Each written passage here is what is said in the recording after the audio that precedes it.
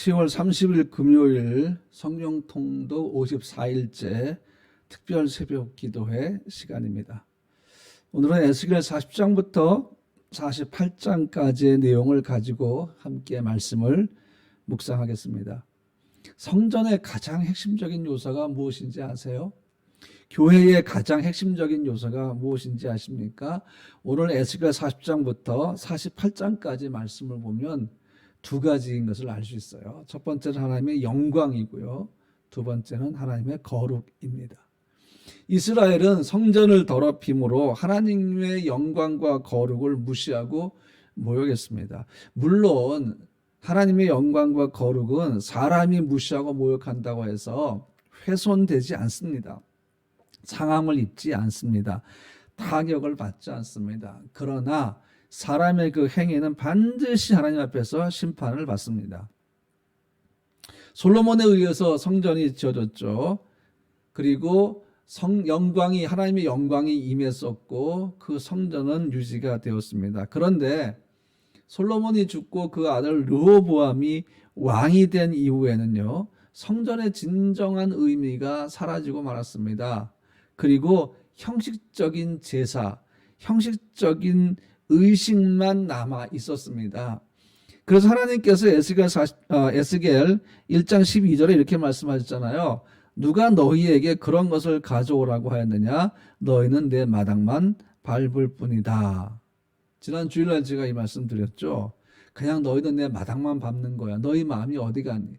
너희의 정성은 어디 갔느냐? 너희의 성실함은 어디 갔느냐? 나를 향한 너희의 사랑은 어디 갔느냐? 그 모든 것이 다 없어지고 너희가 재물만 들고 와서 번제로 나에게 제사한다고 해서 내가 너희의 마음을 모를 것 같으냐? 그건 내게 아무 의미가 없고 너희는 그저 내 성전의 마당만 밟을 뿐이라, 이렇게 하나님 말씀하시는 거죠. 형식적인 예배, 하나님께 관심이 없는 예배, 하나님께 집중하지 않는 예배, 하나님의 얼굴을 구하지 않는 예배, 하나님의 영광의 임재를 구하지 않는 예배는 하나님께서 예배로 인정하지 않습니다.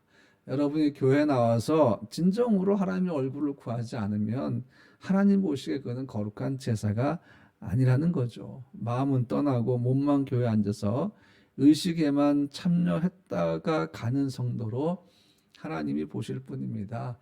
물론 믿음이 약하고 하나님 믿은 지 얼마 안 됐고 또는 마음에 시험이 들고 근심이 되는 분들은 이렇게 할 수 있어요. 그렇다고 제가 교회 나오지 말라는 얘기는 아니고요. 계속해서 교회 나오면서 하나님을 만나게 되고 하나님을 가까이 하게 되면 그때부터는 신령과 진정의 예배를 드릴 수가 있습니다. 그래서 우리 교회 모든 성도들은 다 신령과 진정으로 예배하는 성도가 되기를 저는 계속 기도하고 있습니다. 이스라엘은 여러 가지 죄악으로 하나님의 성전을 더럽혔고 그래서 하나님의 영광의 성전을 떠나죠. 하나님은 에스겔에게 하나님의 영광이 성전을 떠나는 것을 보여주었습니다.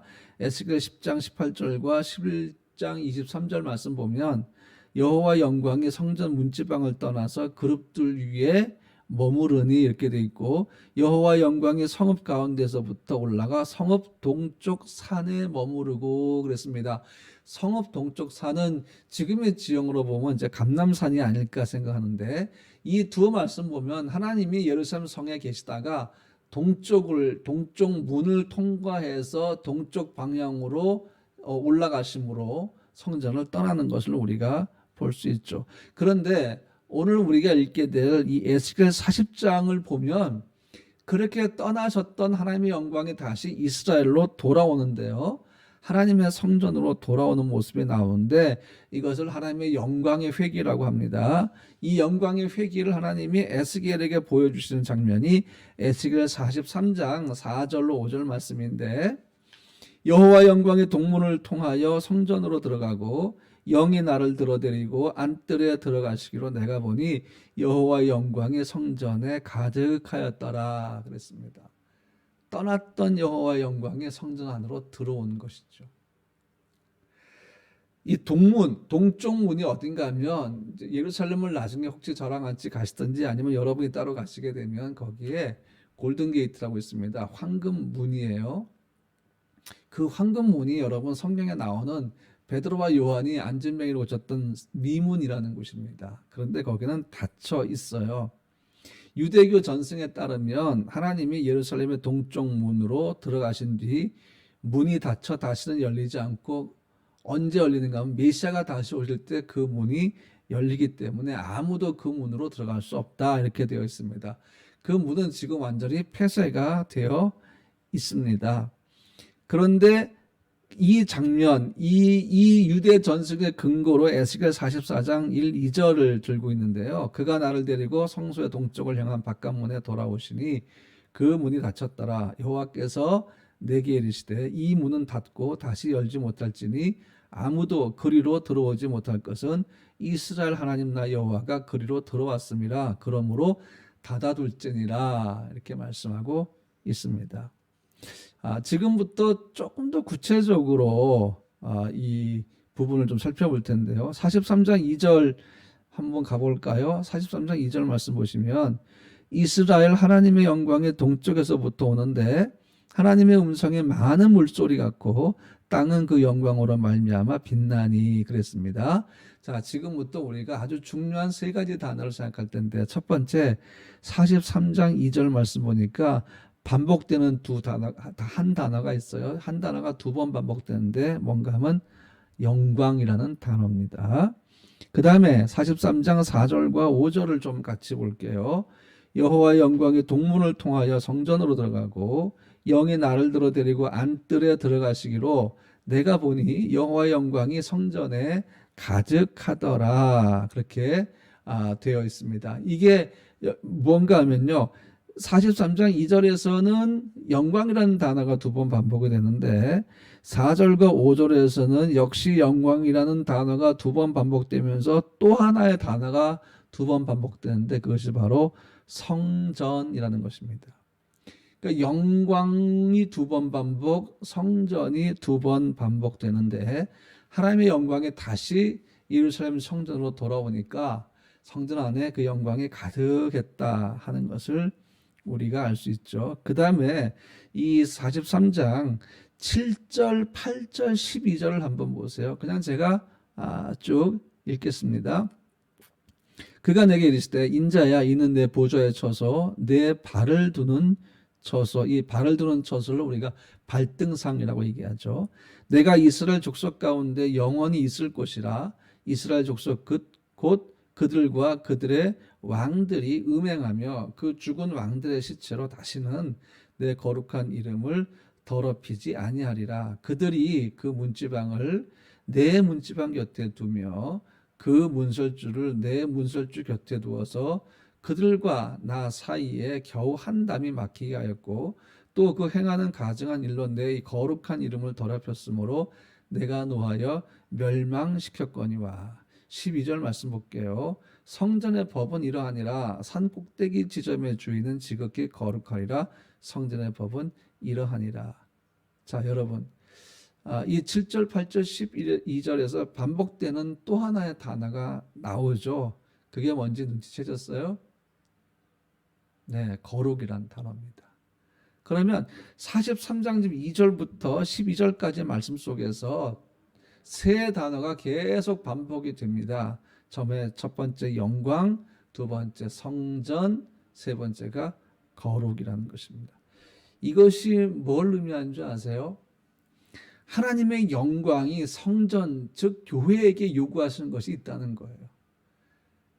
하나님의 영광이 교회에게 무엇을 요구하십니까? 거룩을 요구하십니다. 그래서 레위기 11장 45절 말씀 보니까 나는 너희 하나님이 되려고 너희를 애굽 땅에서 인도하여 낸 여호와라. 내가 거룩하니 너희도 거룩할지니라 그러셨습니다. 에스겔서 전체를 관통하고 있는 것은 바로 하나님의 영광과 거룩이라는 두 가지입니다. 그래서 에스겔 전체에서 하나님이 내 영광을 나타내어라는 표현이 무려 4번이나 나오게 되죠. 하나님의 영광이 예루살렘 성전을 떠난 이유가 뭡니까? 거룩이 지켜지지 않았기 때문입니다. 온갖 타락한 영적, 육적 음행이 그 속에서 진행되고 있으니까 세상과 다를 것이 무엇이 있겠어요? 하나님의 영광, 그 성전에 머무시는 하나님의 영광, 임재하시는 그 영광이 성전에 요구하는 것은 거룩인데, 그곳에 오는 모든 하나님의 백성들도 거룩해야만 하는데 그 거룩이 다 깨져버렸습니다. 하나님은 여전히 거룩하시지만 그곳에 오는 하나님의 백성들은 거룩이 다 깨어진 상태라는 것이죠. 그래서 하나님의 영광이 성전을 떠난 것입니다. 그러면 하나님의 영광이 요구하시는, 오늘날 교회에 요구하시는 거룩이 무엇인가 하면 히브리어로 카다시인데 분리하다 또는 구별하다, 그런 뜻입니다. 여러분, 이것은 바로 피조물과 창조주가 구분되는 속성입니다. 피조물은 죄로 인해서 거룩할 수가 없습니다. 그리고 거룩하려고 해도 어떤 것이 거룩한 것, 거룩인지, 거룩이 무엇인지, 거룩의 기준은 무엇인지, 거룩의 법은 무엇인지를 모르죠. 피조물이 스스로 어떻게 거룩의 의미를 알겠습니까? 거룩은 창조주 하나님의 속성이기 때문에 하나님이 우리에게 거룩이 무엇인지를 알려주지 않으시면, 계시하지 않으시면, 히브리어로 하존하지 않으시면 우리는 알 수가 없다는 것입니다. 세상이 어떻게 스스로 거룩을 만들 수가 있겠습니까?